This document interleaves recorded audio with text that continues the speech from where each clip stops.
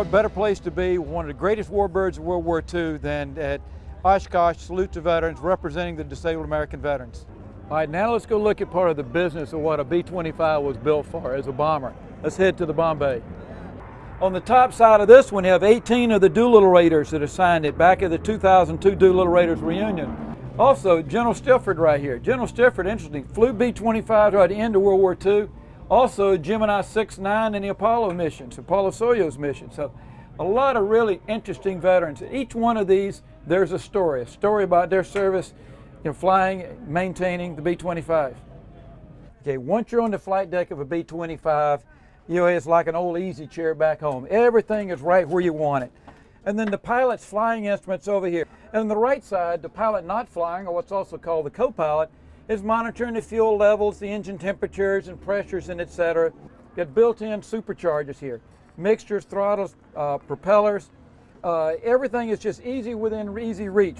Okay, you're looking now up into the top turret, but a gunner would be sitting there in the seat looking down over the top of the airplane, and electrically he could turn that turret around 360 degrees. He could pivot around and see everything, see the entire world all around him from up there. What you're looking at up in the bombardier's nose, the pilot had machine guns that he fired for strafing, so he had offensive guns and defensive guns. The 250 caliber guns you're looking at here mounted on the right side were fired by the pilot on a strafing mission, and the other gun that's in the middle as you move around to the left there is what's called a flexible gun or movable gun, and the bombardier would use that in defending the airplane from the front.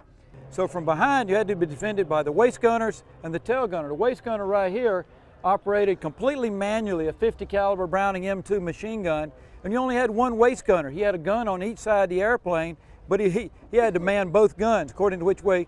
But normally, you're in a formation, so you're only having to defend from the outside of the formation. Now for defense, generally the fighters would always attack from behind. So for defense, the tail gunner's position, one of the most important ones on the airplane. Electrically operated Bendix turret back here with 250 caliber machine guns. And as you can see, the dome right above it is where the tail gunner would sit looking aft. Had a little electric control in his hand to control the guns that were really down around his ankles. Very important position though, very little armament to defend him.